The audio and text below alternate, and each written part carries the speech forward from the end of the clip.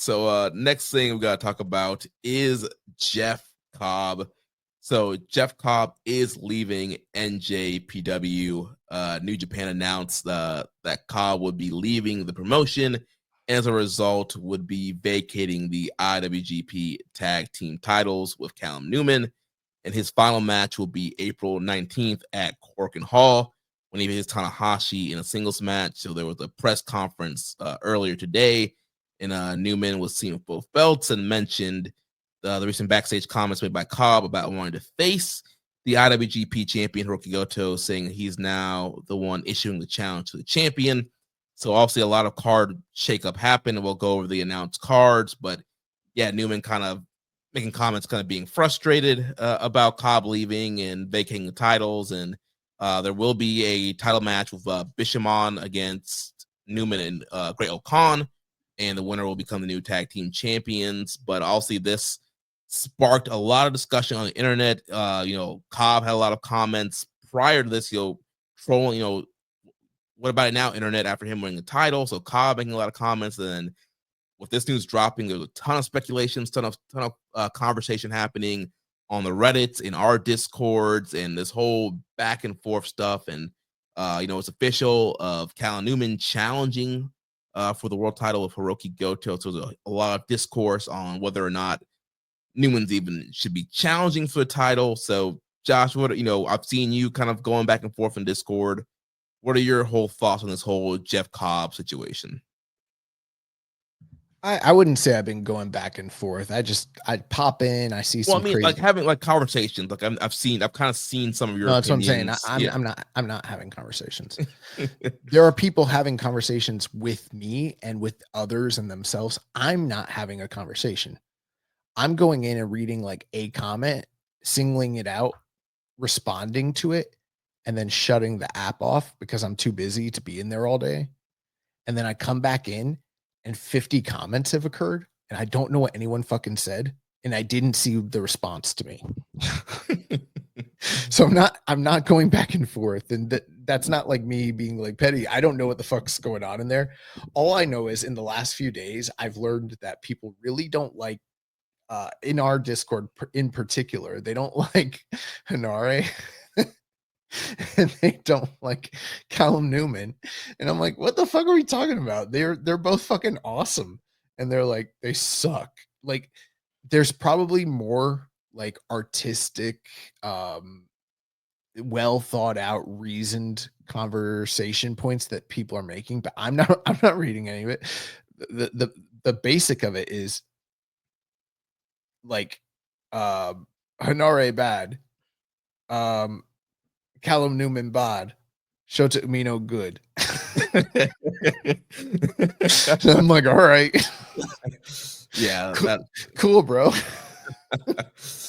Yeah. But I'm glad that Cobb is in fact leaving. And you know why? Because I didn't want to look like a fool believing that this dude was leaving for all these weeks. And I even last week, I told you I was holding out hope. I think he might be leaving. And when people were like, oh, they put the tag team titles on him, I'm like, well, we've seen this company put titles on dudes that they knew were leaving, like Tama Tonga and like Carl Anderson, not even that long ago in the recent past. And every time they've done it, those dudes got pulled or were told to leave early, and it came back to bite them in the fucking ass, and they haven't learned their lesson here. Here's what I think really was happening, because I saw a lot of discourse. I heard comments people made, and there was so much criticism about Jeff Cobb and what he was doing. And the prevailing thought was that he leaked the information about himself leaving the company when in fact he was never actually leaving. Like, that's what people were thinking because of how much he was still winning in New Japan. It started to shift the viewpoint that people thought he was leaving, and they're like, oh, it's a work. And they were like, and he's a dork for caring more about him leaving than anybody else is, because he's turned every story point with his trajectory in the company into, I worked you internet, you don't fucking know anything, blah, blah, blah. And that became a sticking point for a lot of the smart fans where they're like, they don't want to be worked. And they were like, he looks like an idiot. One of two things: either he is actually leaving and nobody really cared that much. They were just like kind of happy and they're like, yeah, that makes sense. It's probably the right time for him to go and all that. Or he shopped around, couldn't get a deal and was forced to stay, or he never really intended to leave.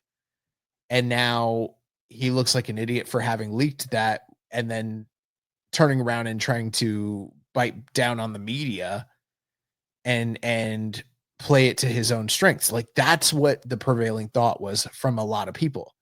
I will tell you the truth, Jeremy. We haven't talked about it, but I never thought that that was the case. I've always thought that he was still leaving because I just don't have faith in the New Japan office to not continually try to do business with WWE to some extent and do a talent share thing and have open communication only for WWE to fuck them over in the end.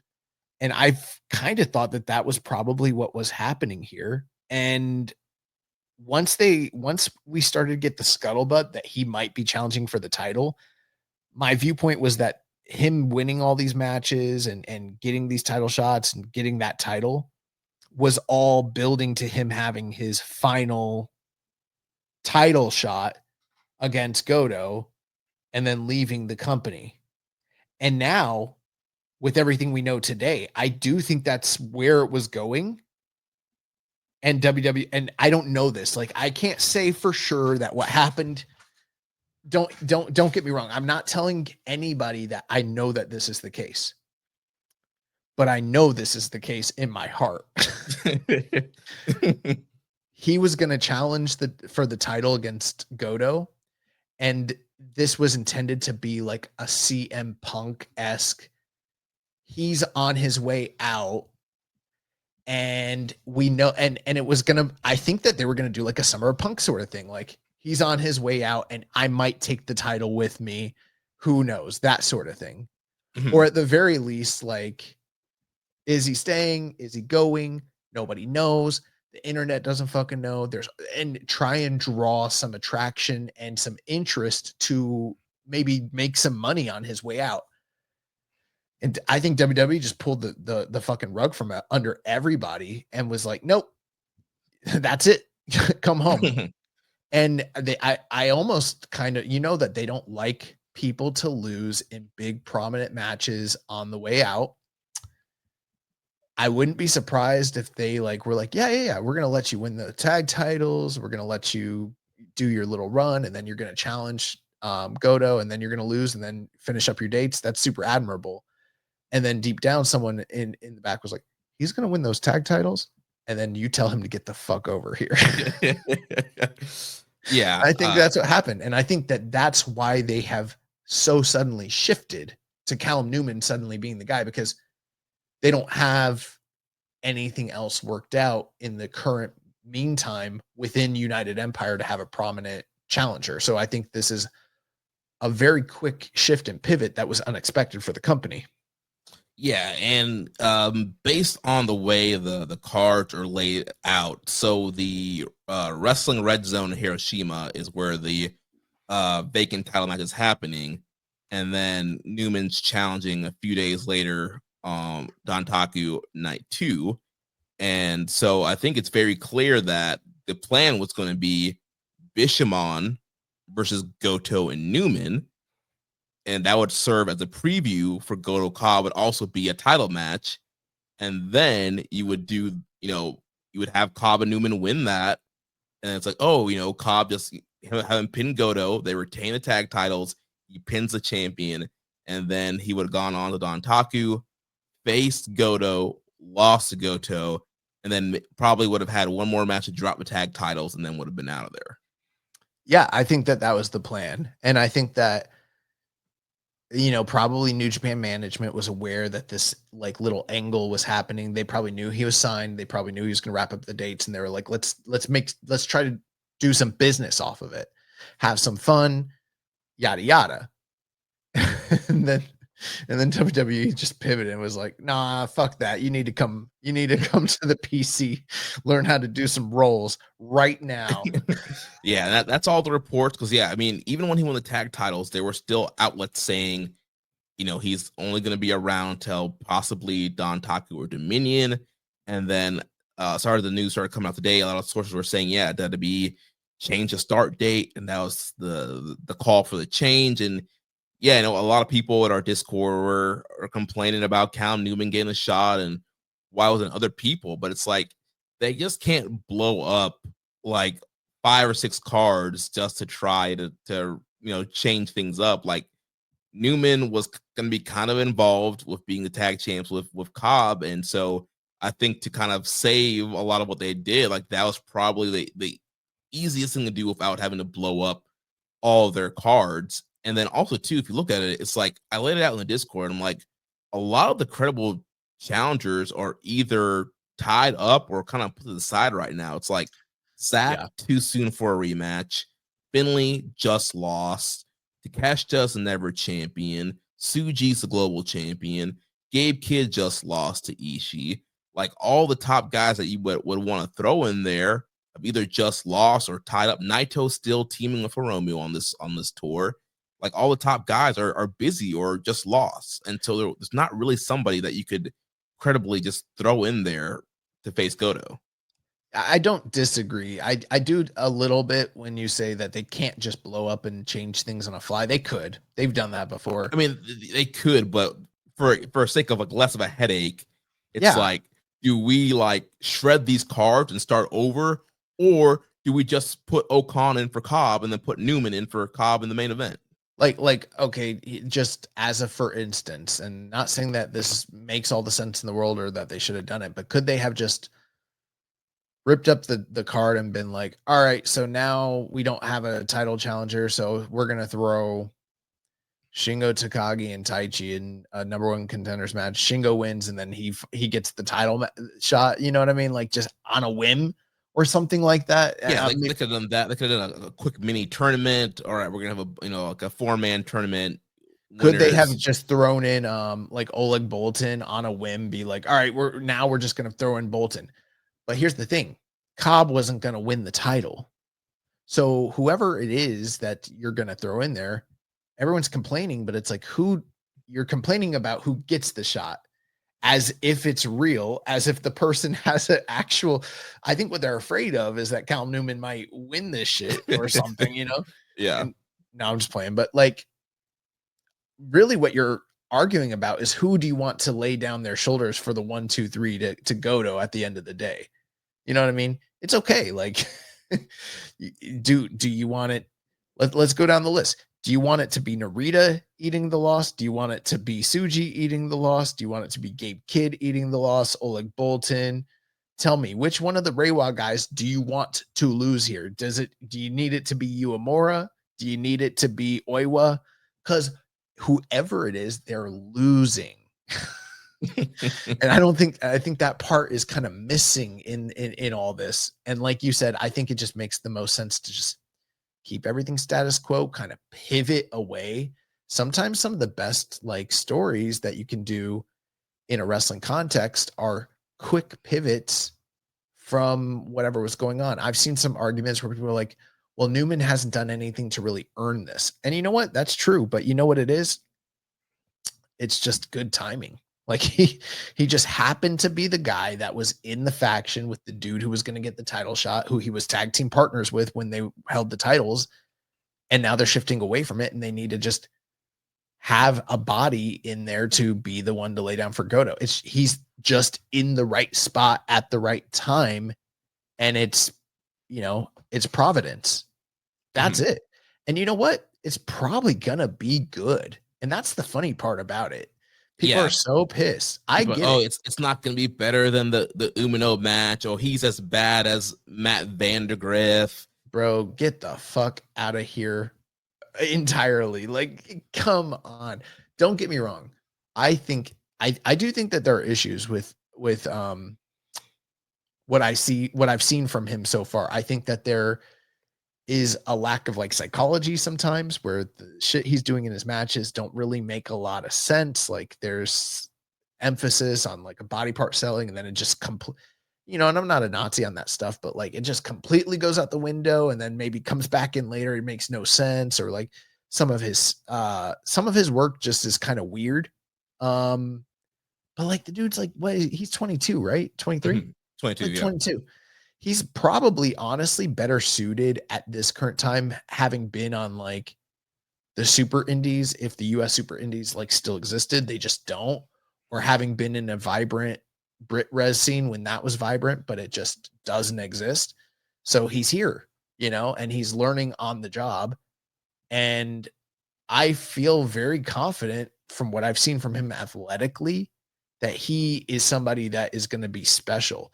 Now, I don't know if I do see some charisma holes where I think that there needs to be his confidence level, his persona, his like uh, the way he emotes emotionally and connects with the crowd. I think that his charisma, those things all could be adjusted. There's the little things in between that I think are kind of missing. And I think that some of the psychology is missing. But like when people are like, he's a bad wrestler, the fuck are you talking about? Mechanically, he's fucking great.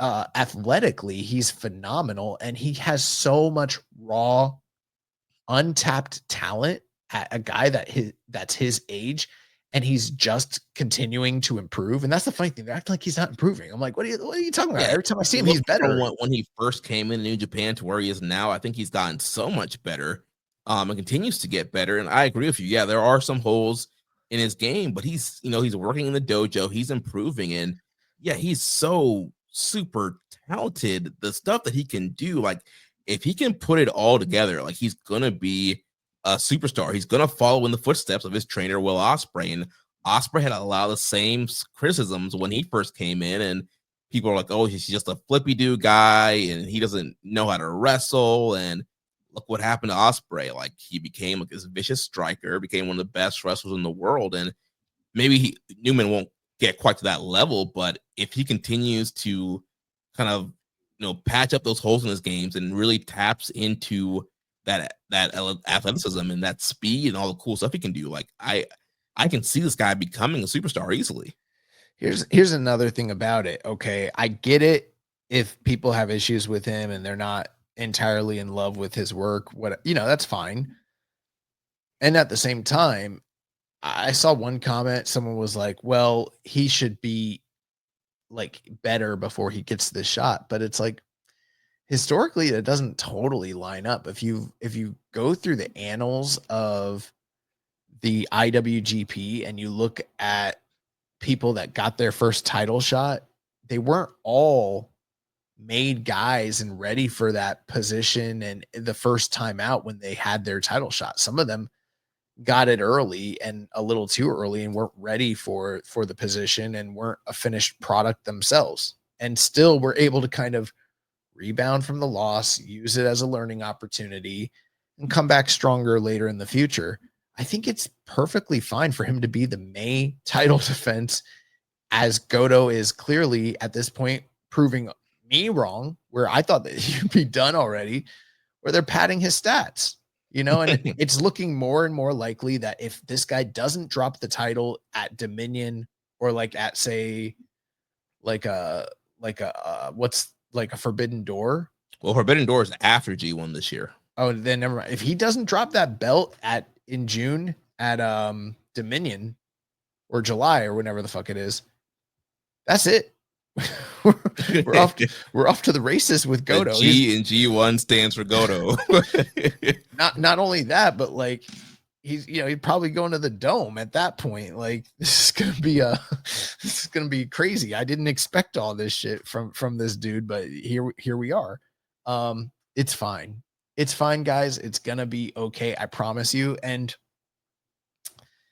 do you really think that Hirooki Goto can't do something with the kid? You think he can't get anything at all out of the kid? You think that this is just gonna suck? I don't know. But some of those people, they also hated everything that he did in the G1. And I'm like, I don't know. It's pretty fucking awesome to me. Like, Yeah. so I don't know. Maybe I'm the wrong person to ask. I like entertaining wrestlers who are athletic and try hard And do cool stuff. and do cool shit. You know, Yeah. Sue me. I don't know. And like this opportunity is all in Newman's hands right now. Either he's gonna flop and it ends up being a bad title match, or he, grabs the brass ring and proves himself and has a killer match with Goto. Like there's only, I think, only positives really from here from this matchup. Yeah, I agree. I think it's exciting. I don't know if it's like gonna be a high drawing match or anything, but I think it's cool. Yeah. And I don't know. Some of y'all pissed, but it could be worse. We could be watching Shota Umino again. You know what I'm saying? Yeah.